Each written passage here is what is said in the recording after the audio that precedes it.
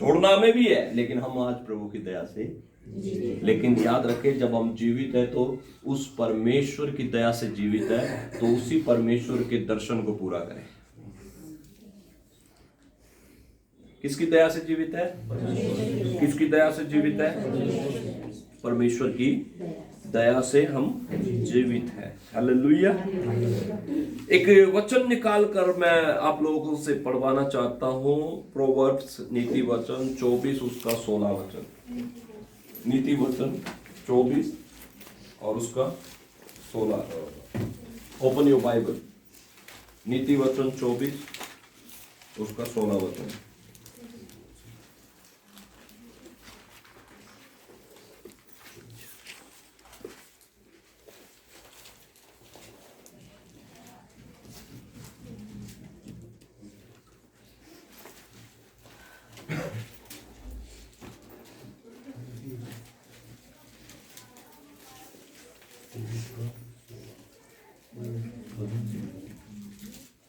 क्योंकि धर्मी चाहे 7 बार गिरे तो भी उठ खड़ा होता है, परंतु दुष्ट लोग विपत्ति में गिरकर पड़े ही रहते हैं। देखिए यहां लिखा है, धर्मी चाहे कितनी बार? 7 बार गिरता है तो क्या है? उठ खड़ा वो उठ खड़ा होता है। धर्मी चाहे 7 बार गिरे तो वो उठ खड़ा होता है, परंतु दुष्ट यदि गिरे तो वो नष्ट हो जाता है। तो आपको समझना है, पहली बात, धर्मी जब गिरता है तो वो खड़ा हो जाता है। जब धर्मी खड़ा होता है तो उसको ये ज्ञात होना चाहिए कि मैं अपने बल से, अपनी ताकत से खड़ा नहीं हुआ हूं। यह धर्मी खड़े होने के बाद ये बोलना शुरू कर दे कि मैं तो बहुत धार्मिक था, परमेश्वर ने इसलिए बचा लिया ना। परमेश्वर का वचन क्या कहता है कि आपके धर्म के काम परमेश्वर के सामने मैले चितड़े के समान है। देखिए कुछ लोग हैं जो बाइबल में भली भांति इस बात को समझते हैं कि यदि मैं बचा हूं, यदि मैं छुड़ाया हूं, यदि मैं जीवित हूं, यदि मैं बाहर आया हूं, तो ये बाइबल उदाहरण देती है ऐसे लोगों का कि वो लोग भली भांति जानते हैं कि मेरे बल से, मेरे ताकत से मैं नहीं खड़ा, मैं परमेश्वर की दया से खड़ा हुआ हूं। इवन दाऊद इतना प्रिय व्यक्ति प्रभु का, परमेश्वर के हृदय के करीब रहने वाला व्यक्ति, वो यूं कहता है कि यदि परमेश्वर लेखा लेने लगे तो कौन उसके सामने खड़ा हो सकता है? हेलो। एक धर्मी व्यक्ति ये कहता है, अगर प्रभु लेखा लेने लगे तो कोई उसके सामने खड़ा नहीं रह सकता। अगर वो न्याय करना शुरू करे तो नोबडी कैन स्टैंड, कोई भी उसके सामने रहने टिक नहीं सकता। क्यों वो ये बातें बोलते हैं? क्योंकि उन्हें मालूम है हम प्रभु की दया से हटकर जीवित नहीं रह सकते। प्रभु की दया, आज की सुबह में प्रभु की दया से आप यहां पर पहुंचे हैं। आज की सुबह में आपने जब अपनी आंखें खोली तो ये प्रभु की दया से, प्रभु के अनुग्रह से आपने आंखें खोली है। हालेलुया। तो इसमें आपको बहुत ज्यादा अपने जीवन में घमंड नहीं करना है, क्योंकि हम प्रभु के सामने दीन बने। प्रभु की दया से, प्रभु की मर्सी से हम जीवित हैं। हम जो भी करते हैं प्रभु की दया से करते हैं। यस और नो? हम जो भी करते हैं, जो भी है या जो भी आज हम बने हैं, वो प्रभु की दया से बने। याद रखना, ये बात मैं बोलना चाहता हूं आज की सुबह में। धर्मी के लिए लिखा है, यदि वो 7 बार गिरेगा तो अपने बल से खड़ा हो जाएगा। नहीं, वो बोलते हैं कि मैंने तो प्रभु के साथ अच्छा जीवन व्यतीत किया, शायद मैं इसलिए बच गया। सही, मैंने तो ऐसा किया तो शायद मैं इसलिए बच गया। मैं तो बाइबल ज्यादा पढ़ने वाला व्यक्ति हूं इसलिए बच गया। शायद मैं ऐसे प्रार्थना करने वाला हूं इसलिए बच गया।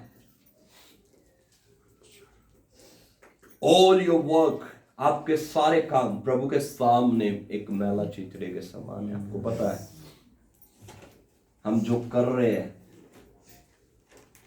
प्रभु के सामने वो एक मैले चितरे के समान, फिल्दी गारमेंट कहते हैं जिसको। एक व्यक्ति के बारे में बताना चाहता हूं। उत्पत्ति की पुस्तक निकालेंगे मेरे साथ 37।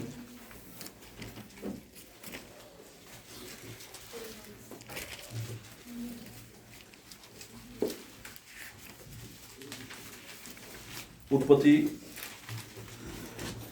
37 उसका 12 वचन पढ़ेंगे।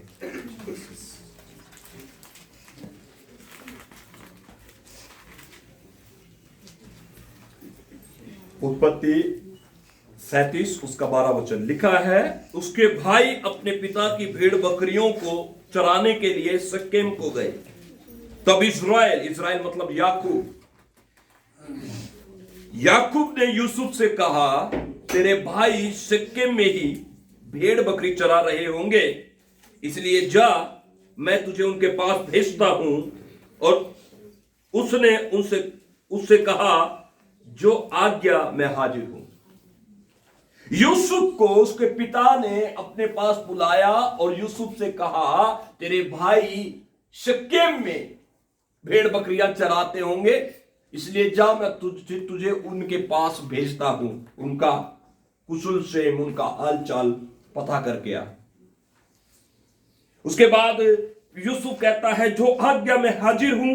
अगले वचन में 14 में लिखा है, उसने उससे कहा, जा, अपने भाई और भेड़ बकरियों का हाल देखा कि वे कुशल क्षेम से तो है, फिर मेरे पास समाचार ले आ। अतः उसने उनको हेब्रोन की तराई में विदा कर दिया और वह शकेम में आया। और एक मनुष्य ने उनको मैदान में इधर उधर भटकते हुए पाकर उससे पूछा, तू क्या ढूंढता है?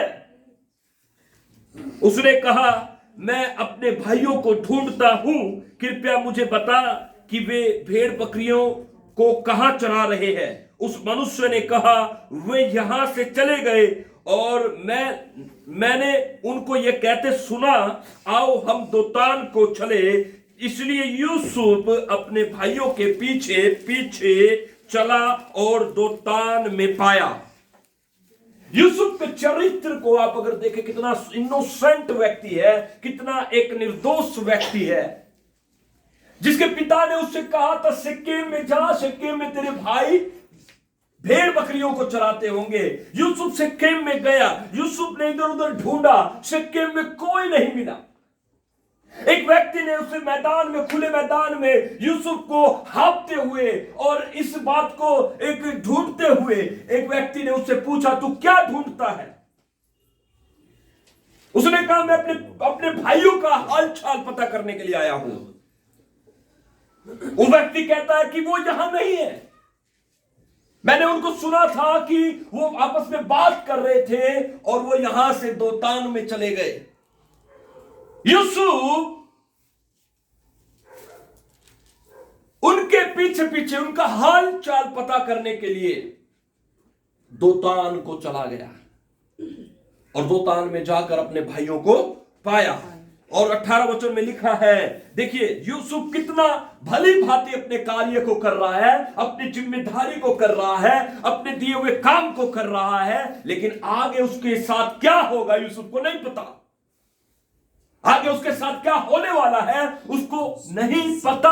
18 वचन क्या कहता है, जो ही उन्होंने उसे दूर से आते देखा, उसके भाइयों ने उसे दूर से आते देखा, तो उसके निकट आने से पहले ही उसे मार डालने का षड्यंत्र रच दिया।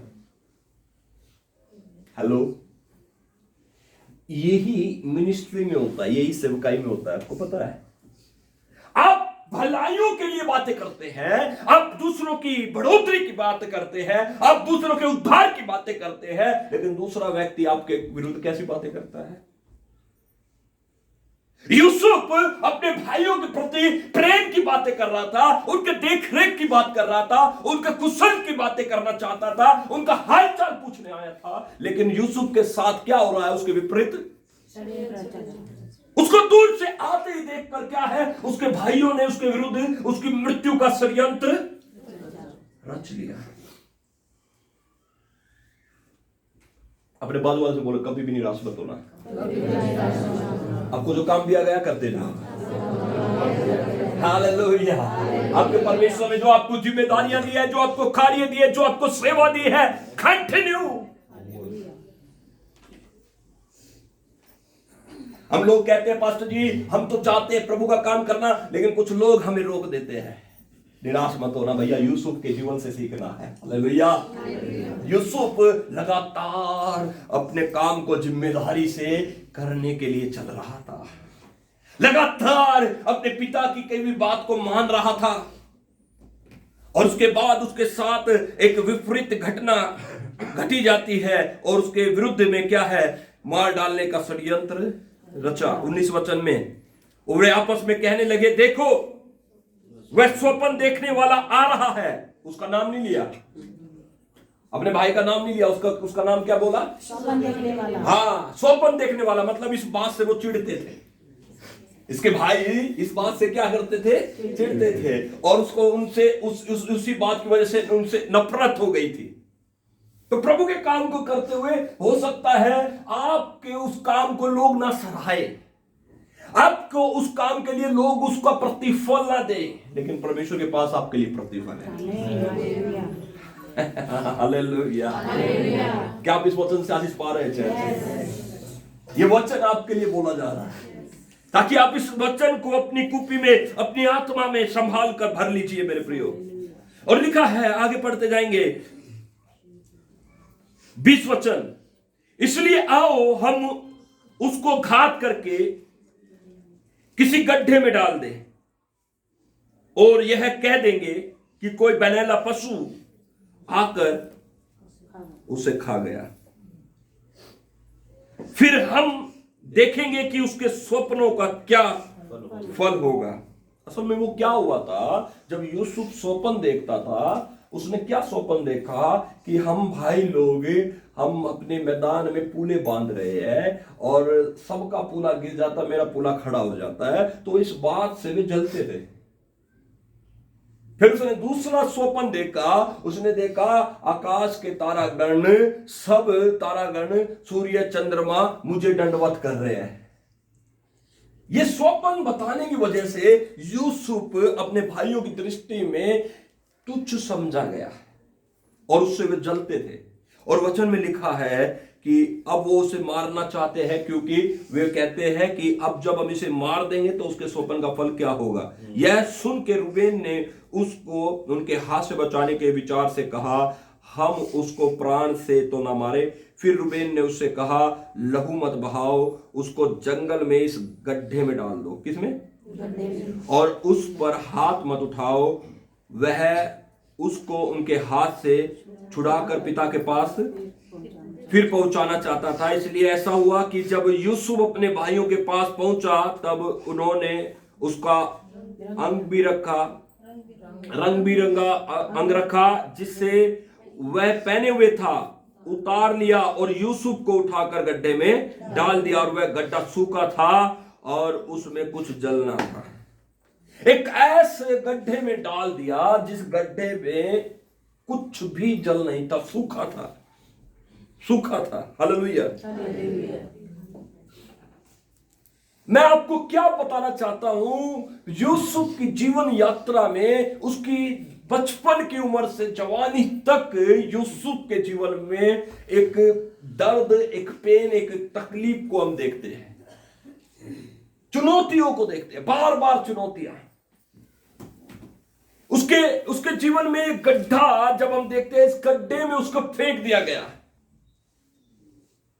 आज कई बार हमारे जीवन में भी हम किसी न किसी जगह, किसी न किसी पॉइंट पर आकर हम रुक जाते हैं, हम अपनी बढ़ोतरी नहीं कर पाते हैं, हम अपनी प्रेयर लाइफ को खो देते हैं। हमारी लाइफ में भी कई बार ऐसे चांस आते हैं जहां पर हम गड्ढे में चले जाते हैं। गड्ढा मतलब समझते हो आप? गड्ढा मतलब कि आप उसमें अंदर है और आप उसी के अंदर रहेंगे, पड़े रहेंगे, कुछ खाना कोई पीना नहीं, और घूम नहीं सकते, दूर नहीं जा सकते। आप समझ गए मेरी बात को? ऐसा पॉइंट था यूसुफ के पास, वो गड्ढे में था, उसके पास कोई उपचार नहीं था। लेकिन हम क्या पढ़ते हैं बाइबल में? Praise the Lord. हम क्या पढ़ते हैं बाइबल में? हमने अभी क्या पढ़ा वचन में? हमने पढ़ा धर्मी यदि 7 बार गिरे तो भी वो उठ खड़ा होगा। और बाइबल बताती है परमेश्वर की दया से। आमीन। यहां पर कोई कुछ नहीं है, कोई उसकी प्रेयर नहीं है, कुछ नहीं है। यहां पर लिखा है परमेश्वर की दया से एक बार फिर से वो गड्ढे से बाहर आया। परमेश्वर की दया से वो गड्ढे से बाहर आया और उसकी दया के द्वारा ही परमेश्वर उसके साथ रहा। हालेलुया। और बाइबल बताती है वो इस्माइलियों के हाथ में बेच दिया गया और उस जगह में जब उस घर में रहता था वहां पर भी परमेश्वर की दया ने उसे जेल खाने से बाहर निकाला। जब वो इस्माइलियों के हाथ बेच दिया गया और वो पोतीफर के घर में जाकर एक नौकर का काम करने लगा, उस जगह पर से वो फिर जेल में चला गया और फिर परमेश्वर का अनुग्रह, परमेश्वर की दया उस पर हुई। परमेश्वर की दया से वो फिर से जेल से बाहर आया। आपको बचाने की बचाने के पीछे जो परमेश्वर का एक बड़ी योजना है वो है उसकी दया। उसकी दया बचाए थी हमें। हालेलुया। हम चाहे कितने भी ज्यादा स्ट्रॉन्ग बिलीवर है, कितने भी ज्यादा मजबूत है, लेकिन प्रभु की दया से ही आप और मैं बाहर आते हैं। उसकी दया, जब आप उसकी दया के बारे में बात करते हैं, हम वचन को पढ़ सकते हैं। इफिसियों का 2 अध्याय 8 और 9 वचन पढ़िए मेरे साथ। इफिसियों उसका 2 अध्याय 8 और 9 वचन।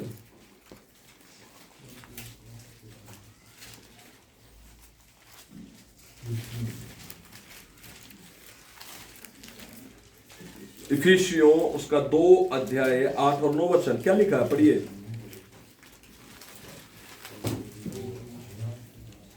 विश्वास के द्वारा तुम्हारा उद्धार। क्या लिखा है? विश्वास के द्वारा अनुग्रह ही से तुम्हारा उद्धार हुआ है। इफिसियों 2 अध्याय 8 और 9 वचन। और यह तुम्हारी ओर से नहीं वरन परमेश्वर का दान है। हाँ, और तुम्हारी ओर से नहीं, कर्मों के कारण ऐसा न हो कि कोई घमंड करे। ठीक है। यहां पर लिखा है कि विश्वास के द्वारा अनुग्रह ही से तुम्हारा उद्धार हुआ है और यह तुम्हारी ओर से नहीं वरन परमेश्वर का दान है। हालेलुया। किसकी ओर से है? उद्धार किसकी ओर से है? ये परमेश्वर का दान है। हालेलुया। हम परमेश्वर के दान से, परमेश्वर के अनुग्रह से हमारा उद्धार हुआ है। नंबर 9। और न कर्मों के कारण ऐसा न हो कि कोई घमंड करे। ऐसा ना हो कि कोई, ये कर्मों के कारण नहीं, ये प्रभु की दया से है। आमीन। अपने बाजू वाले बोले ये प्रभु की दया से है। प्रभु की दया से है। हाँ, हमेशा याद रखिए, कहीं किसी भी क्षेत्र में आप क्यों ना हो, किसी भी हालत में क्यों ना हो, किसी भी परिस्थिति में क्यों ना हो, आपको ये जानना है और ये प्रेयर करने की, खुदा तेरी दया मुझ पर हो। हालेलुया। तेरी दया मुझ पर। जब एक समय की बात है, जब आप पढ़ेंगे बाइबल में मरकुस रचित सुसमाचार और उसका 10वां अध्याय और उसका 47वां वचन पढ़ेंगे। क्या लिखा है? मरकुस उसका 10वां अध्याय और 47वां वचन। कंटिन्यू। देखिए, एक व्यक्ति जो ब्लाइंड है, अंधा है, यहां पर बर्तिमाई के बारे में लिखा हुआ है। बर्तिमाई एक अंधा व्यक्ति, ठीक है। वह यरीहो में आए और जब वह और उसके चेले और एक बड़ी भीड़ यरीहो से निकलती थी, तब तिमाई का पुत्र बर्तिमाई, वह एक अंधा भिखारी सड़क के किनारे बैठा था। वह ये सुनकर कि यीशु नासरी है, पुकार पुकार कर कहने लगा, हे दाऊद की संतान मुझ पर क्या कर? मुझ पर दया कर। उसने एक नम्रता के साथ परमेश्वर के सामने अर्जी लगाई, परमेश्वर के सामने प्रार्थना की, हे दाऊद की संतान मुझ पर दया कर। और मैं बता देना चाहता हूं, हर एक काम परमेश्वर जो भी हमारे जीवन में करता है वो अपनी मर्सी के अंदर ही करता है। अपनी दया के हमारे जीवन में हमारे कर्म के अनुसार नहीं, हमने अभी इफिसियों में पढ़ा, ना कि कर्मों के अनुसार, ताकि कोई घमंड करे। हमें जो करना है वो करते जाना है, हमें जो जिम्मेदारियां दी है वो करनी है, और उस यात्रा में प्रभु हमारे साथ है। हालेलुया। प्रभु हमारे साथ है, और वो हम उस यात्रा में वो हमें संभालेगा, वो हमें चलाएगा। बर्तिमाई के जीवन में जब उसके जीवन में कोई भी उपचार नहीं था, कोई काम नहीं, उसकी कोई चीज काम नहीं आया, तो बर्तिमाई ने यह सुना कि यीशु मसीह जा रहा है, वो चिल्लाने लगा, वो कहने लगा, हे दाऊद की संतान मुझ पर दया। उसकी प्रार्थना में एक नम्रता आई, उसकी प्रार्थना में एक तरस आया कि प्रभु मुझ पर दया। उसने ये नहीं कहा कि मुझे ठीक कर दे, या उसने ये नहीं कहा कि ये चंगाई किसका मैं अधिकारी हूं, मैं एक यहूदी हूं, मुझे ठीक कर, मुझे देखने योग्य बना। उसने ऐसे प्रार्थना नहीं की, उसने ये कहा, मुझ पर और आगे क्या लिखा है, कंटिन्यू। बहुतों ने उसे डांटा। हाँ जी, पढ़ो। बहुतों ने उसे डांटा, हाँ, कि चुप रहे, पर वह और भी पुकारने लगा, हाँ, हे दाऊद की संतान मुझ पर दया कर। वो यही कहता रहा, मुझ पर। आज हमारे जीवन में 2024 में आज हम किसी भी बात के लिए आज हम मांगते होंगे परमेश्वर से, कोई भी चीज हमारे जीवन में हम चाहते हो कि परमेश्वर इन चीजों से मुझे छुटकारा दे, इस बीमारी से छुटकारा दे, इस कलेश से छुटकारा दे, इस निराशा से, नाम धराई से छुटकारा दे। आप प्रार्थना करें, उसकी दया में आज वो दया का शावर, वो दया की बारिश आपके ऊपर होगी। चर्च आज परमेश्वर अपनी दया में आपको याद करे। हालेलुया। आज परमेश्वर अपनी मर्सी में तुम पर अनुग्रह करे। हालेलुया। जिन चीजों के योग्य आप नहीं, आज वो आपके लिए मिलेगी यीशु मसीह के नाम में। Hallelujah, hallelujah. आपको पता है दया कितना एक बेहतरीन शब्द है, कितना फेवर्ड वर्ड है दया। जब हम उसकी दया को प्राप्त कर लेते हैं मेरे प्रियो, हम उन चीजों को भी हासिल कर सकते हैं जिन चीजों के योग्य हम नहीं थे। दाऊद ने उसकी दया को प्राप्त किया और वो राजा बन गया। हालेलुया। यूसुफ ने उसकी दया को प्राप्त किया, वो भी प्राइम मिनिस्टर बन गया। हालेलुया। वो ऑर्डिनरी से हमें एक्स्ट्रा ऑर्डिनरी बना देता है। आमीन। हालेलुया। आज वो दया आपके ऊपर है यीशु के नाम में। आज उसकी दया में आप कवर्ड हो यीशु के नाम में। आज आप ऑर्डिनरी से एक्स्ट्रा ऑर्डिनरी बने यीशु के नाम में।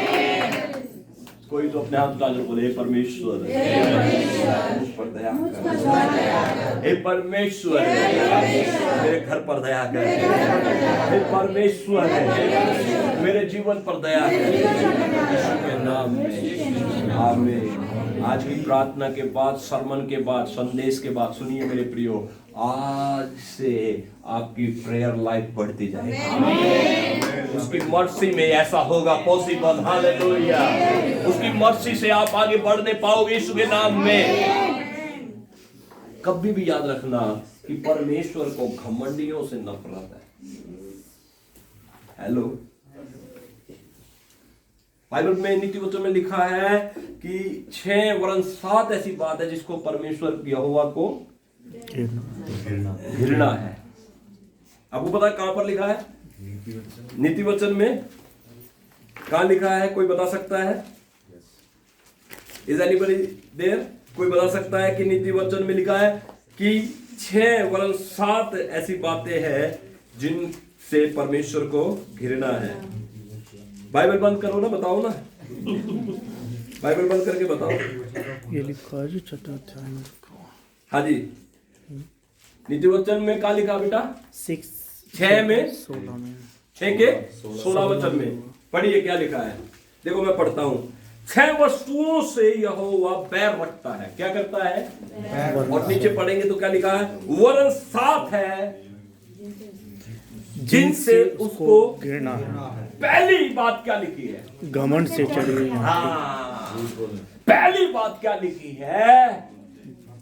घमंड से चढ़ी हुई। घमंड होता है। बोलो घमंड। बोलो घमंड। चाहे वो सेवकाई का हो, चाहे भौतिक संसार का हो। कोई ये कहता है मेरे पास तो लाखों लोग हैं और मैं ये कर सकता हूं, मेरे पास ये अथॉरिटी है, भैया वो घमंडी है। That is be called pride. और परमेश्वर इन सारी चीजों से क्या करता है? क्या पहली बात में लिखा है? घमंड। क्या लिखा है? से चढ़ी हुई आंखें। घमंड से चढ़ी हुई आंखें। घमंड से चढ़ी हुई, घमंड से चढ़ी हुई।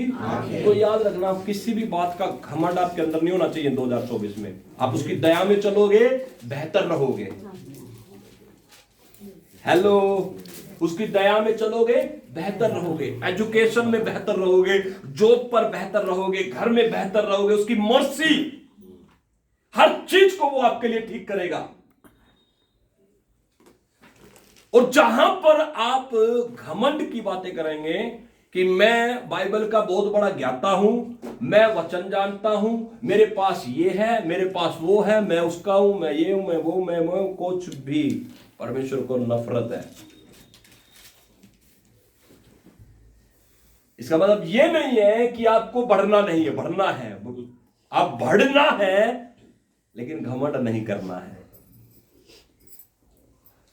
बढ़ना है, प्रेयर में बढ़ना है, वचन में बढ़ना है, प्रार्थना में बढ़ना है। लेकिन किसके लिए बढ़ना है? किसी उंगली उठाने के लिए बढ़ना है या अपनी बढ़ोतरी के लिए बढ़ना है? बढ़ोतरी के लिए बढ़ना है। इसलिए बढ़ो, परमेश्वर के वचन में भरो। जब आप बढ़ते हो, परमेश्वर की मर्जी और बेहतर और बेहतर और बेहतर आपके ऊपर उतरनी शुरू हो जाती है। Hallelujah, hallelujah. यूसुफ के ऊपर परमेश्वर की दया थी, इसलिए वो हर चुनौती पार करके बाहर आया। अगर प्रभु की दया, अगर कोई व्यक्ति कहे नहीं मैं तो अपने बल से, अपनी बुद्धि से, अपनी ताकत से बढ़ सकता हूं, बताइए कितनी देर बढ़ लोगे? एक हवा का झोंका आया तो प्रभु दूर खड़ा रहेगा, भाई बढ़।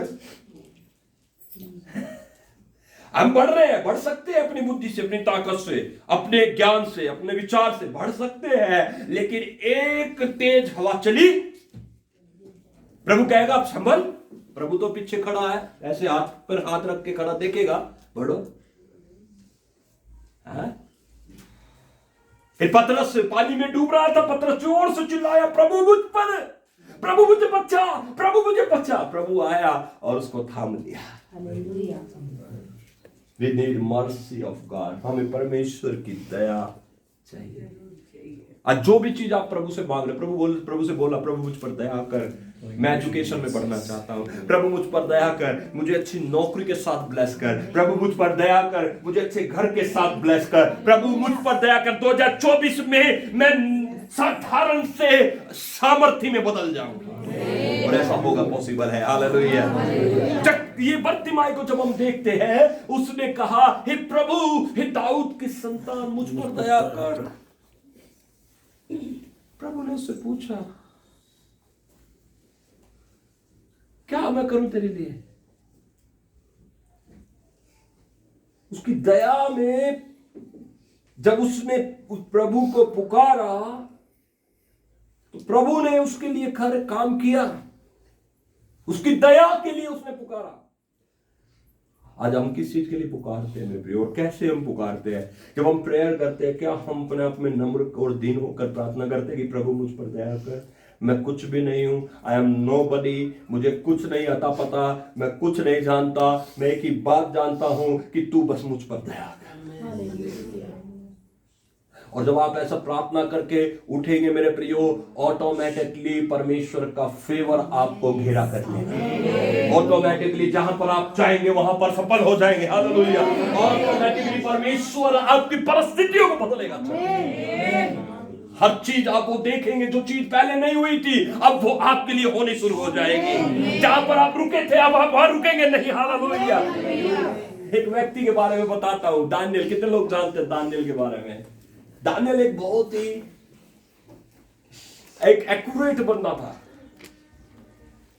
इतना सामर्थ्य व्यक्ति था। दूसरे के मन में क्या चल रहा है वो अपने आप को क्या है बता देता था। इतना सामर्थ्य, ऐसा कोई पैदा नहीं हुआ भैया जो दूसरे के मन में क्या चल रहा है वो बताए, राजा के मन में क्या वो बताए। देखिए दानियल के शब्द क्या थे, मैं बताता हूं आपको, मेरे साथ निकालेंगे। दानियल उसका 2 अध्याय,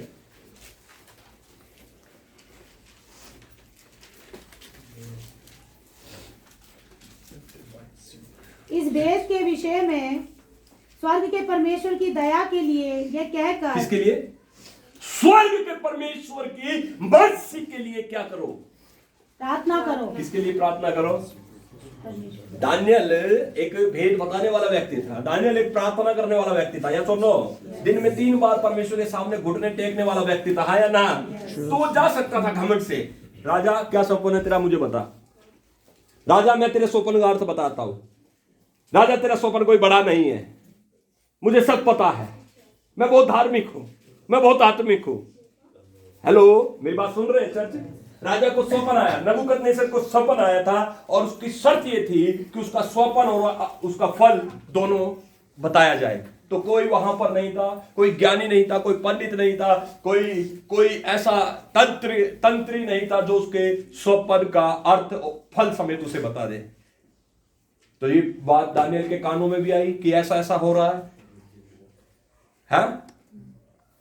तो दानियल ने भी क्या, ठीक है, आई विल ट्राई, मैं कोशिश करूंगा। क्या करूंगा?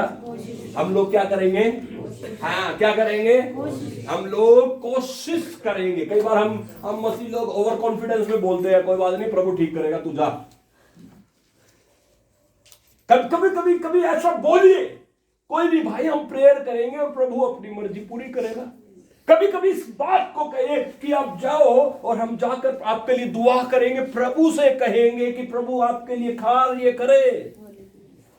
तो दानियल ने क्या कहा? दानियल में पता चला कि ऐसा ऐसा हुक्म है, राजा ये काम करने के लिए तैयार है और लोग मारे जा रहे हैं। दानियल को पता चला तो दानियल ने क्या कहा?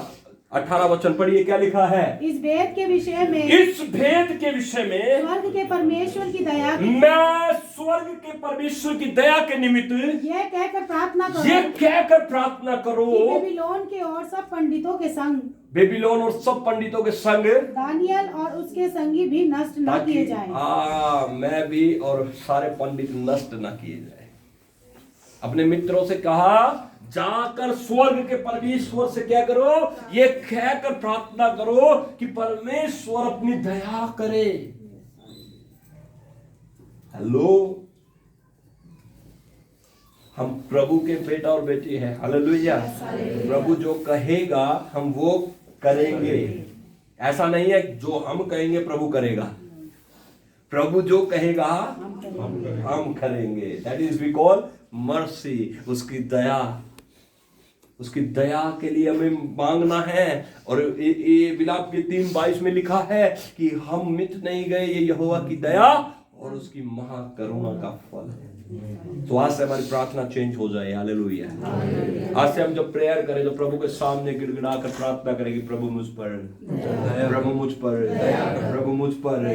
दानियल भी एक ये व्यक्ति था, वो जानता था कि प्रभु की दया की हमें जरूरत है। दानियल चाहे कितना सामर्थ्य था, चाहे कितना पावरफुल था, लेकिन वो ये कहता था, प्रभु अपनी दया के निमित्त हम पर अनुग्रह कर हमें छुड़ा ले। हालेलुया। अब जब दानियल 9 का 9 पढ़ेंगे तो वहां पर भी दानियल इस बात को कहता है। पढ़िएगा दानियल 9 का 9 क्या लिखा है, पढ़िए। ओ रिशांदाला, वो आज वो दया के लिए आज हम मांगेंगे। हालेलुया। आज मुझे नहीं पता आपके हालात में, आपकी परिस्थितियों में, आपके घर में कौन सी चीजें आज आपको परेशान कर रही है, लेकिन आज मैं प्रार्थना करता हूं मर्सी स्वर्ग से उतरे आपके लिए। हालेलुया। स्वर्ग से आपके ऊपर दया उतरे और आपकी परिस्थितियां बदल जाए। हालेलुया। दानियल 9 का 9 में क्या लिखा है? परंतु यद्यपि हम अपने परमेश्वर प्रभु से फिर गए, देखो दानियल कहता है कि यद्यपि हम अपने प्रभु और अपने परमेश्वर से फिर भी गए, तो भी तू दया सागर, लेकिन फिर भी कहता है कि परमेश्वर तू दया का सागर है। हालेलुया। हालेलुया। क्षमा की खान। ओ दानियल कहता है कि तो भी हम परमेश्वर से फिर गए, तो भी परमेश्वर क्या है? दया का सागर और माफी की खान है। कोई तो कहे, प्रभु मुझे तेरी दया चाहिए, आई नीड मर्सी। हालेलुया। अपनी आंखें बंद करें, हाथ उठाकर प्रार्थना करें, प्रभु मुझे तेरी दया से, मुझे तेरी दया से, मुझे तेरी दया में तू सम्मान कर प्रभु, मुझे पर दया कर, मुझ पर दया कर। सब जन प्रार्थना करें, प्रे प्रे प्रे प्रे, अपनी जुबान खोले। आज आपके काम बनने वाले हैं चर्च, आज आपके घर में परिस्थितियां बदलने वाली है चर्च, आज आप अपने मुकदमों को जीतने वाले हो चर्च, आज आपके लिए गुड न्यूज आने वाली है, आज गुड न्यूज आने वाली है।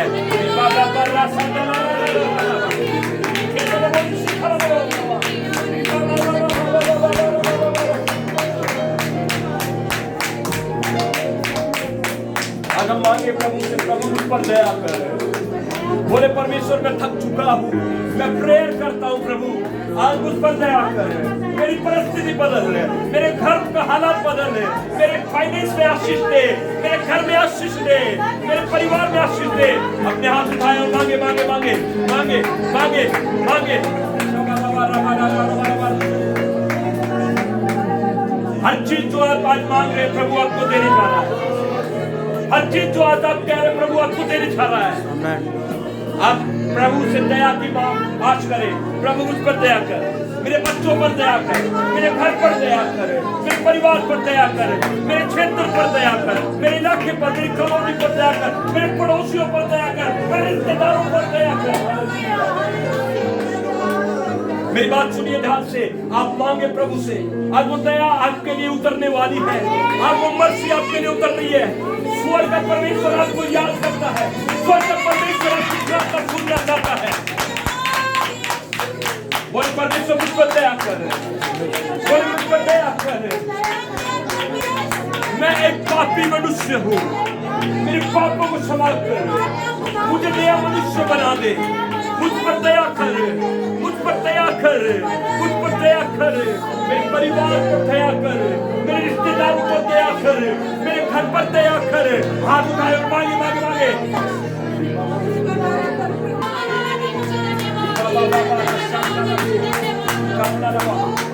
आपके बच्चों के लिए अच्छी लड़की मिलेगी, हालेलुया, अच्छा लड़का मिले यीशु मसीह के नाम में। मांगे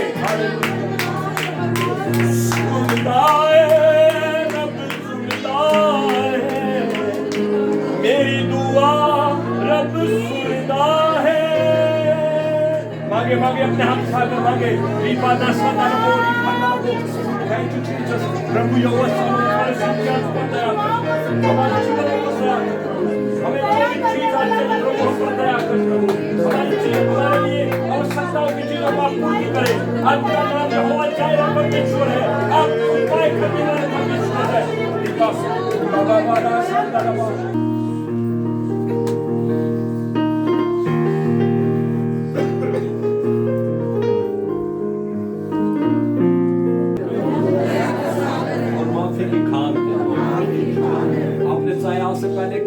गुनाह किया हो, पाप किया हो, लेकिन प्रभु आज आपको क्षमा करता है, अपनी दया में तुम्हें क्षमा करता है। अपने हाथों को ऊंचा उठाए और आज मैं प्रभु के दास होने के नाते आपके लिए प्रार्थना करता हूँ। अगले 24 डेज के अंदर परमेश्वर आपके घर में एक नई खुशखबरी भेज रहा है।